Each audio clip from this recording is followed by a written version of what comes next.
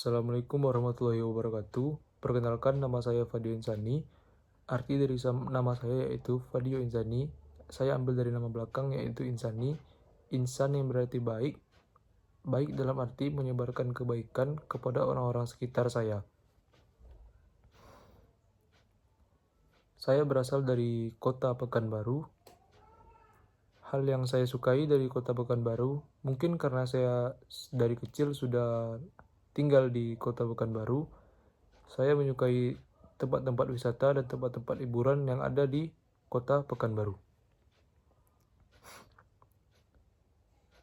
Hobi atau kegiatan favorit yang saya sukai di waktu luang yaitu saat ada waktu luang saya suka bermain game atau bermain HP, dan saya suka berolahraga.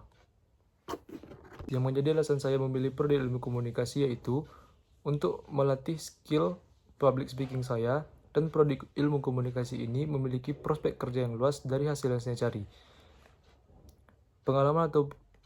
Pengalaman atau pencapaian pribadi yang berkesan bagi saya itu saat saya memasuki Universitas UIN Suska, karena di balik itu saya memiliki proses yang begitu panjang.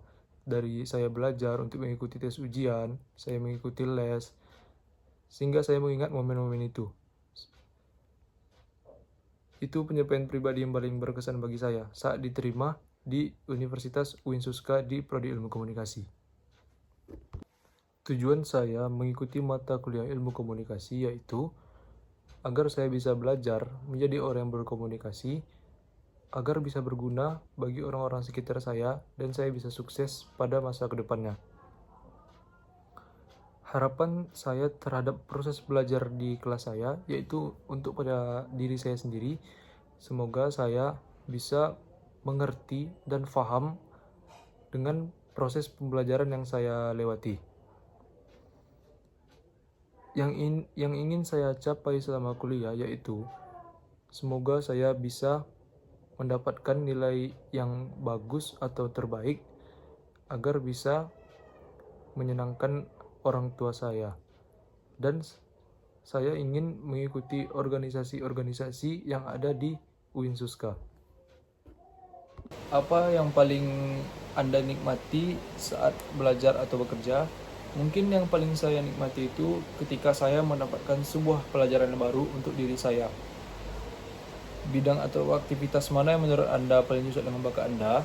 Mungkin ada pada bidang olahraga, karena saya sedikit memiliki bakat di bidang olahraga basket.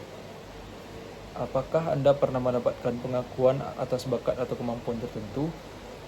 Mungkin sudah pada masa SMA, saya mendapatkan sebuah pencapaian di bidang non-akademik, yaitu olahraga basket, sehingga saya mendapatkan sebuah pengakuan dari orang-orang sekitar saya, seperti teman ataupun keluarga saya.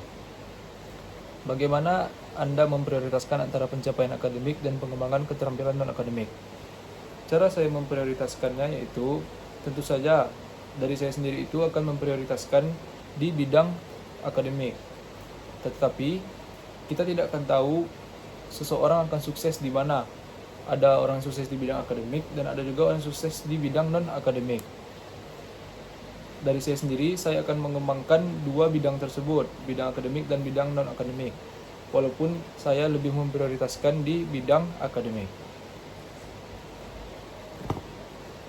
Dalam hal apa Anda merasa perlu banyak belajar atau berkembang? Mungkin dalam hal berbicara terhadap orang-orang yang ramai, situasi yang ramai. Dikarenakan saya masih ada rasa sedikit gugup jika berhadapan dengan orang yang ramai. Apa langkah pertama saya yang saya rencanakan untuk memperbaiki kelemahan tersebut? Yaitu memasuki jurusan ilmu komunikasi, sehingga saya dapat belajar cara berkomunikasi yang baik terhadap orang-orang yang ramai. Bagaimana cara saya memanfaatkan sumber daya seperti internet, buku, atau apapun untuk belajar sesuatu yang baru? Mungkin dari saya sendiri itu memanfaatkan sumber daya internet, dikarenakan internet itu praktis untuk membaca sesuatu hal yang baru, sehingga saya mendapatkan sebuah wawasan yang luas.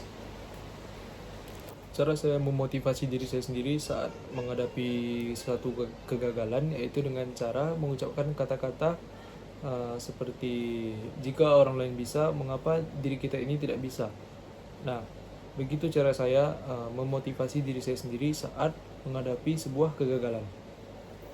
3 nilai hidup yang penting bagi saya yaitu ada percaya diri, terus keberanian, dan kejujuran. 3 nilai itu akan memengaruhi keputusan yang akan saya buat. Apa yang memotivasi Anda untuk terus belajar dan berkembang meskipun menghadapi banyak tantangan? Yang memotivasi saya untuk terus belajar dan berkembang meskipun banyak menghadapi tantangan yaitu orang tua saya. Dikarenakan orang tua saya ingin melihat saya sukses di masa depan. Karena itu saya akan terus belajar untuk menjadi orang sukses ke depannya dan membahagiakan orang tua saya. Siapakah tokoh inspiratif Anda dan bagaimana nilai tindakan mereka memengaruhi Anda? Nah, tokoh inspiratif saya yaitu presiden ketiga kita yaitu B.J. Habibie atau Bakhrudin Yusuf Habibie. Beliau ini memiliki kejeniusan atau kepintaran yang luar biasa, dan beliau ini menjadi tokoh inspiratif bagi semua orang, termasuk saya sendiri. Bagaimana cara Anda mengatur waktu untuk memastikan keseimbangan antara belajar, kegiatan organisasi, ataupun waktu pribadi? Dari saya sendiri, saya akan membuat jadwal gitu untuk melakukan kegiatan belajar, kegiatan organisasi, ataupun menghabiskan waktu untuk saya pribadi agar tidak mengalami kebentrokan. Begitu cara saya untuk menyeimbangkan kapan akan melakukan kegiatan belajar, kapan akan melakukan kegiatan organisasi, dan kapan juga akan melakukan kegiatan untuk waktu saya sendiri atau waktu saya pribadi. Apa kebiasaan buruk yang sering menghambat produktivitas Anda?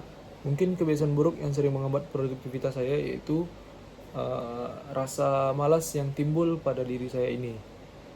Terus bagaimana cara saya memastikan bahwa tugas-tugas penting selalu selesai tepat waktu?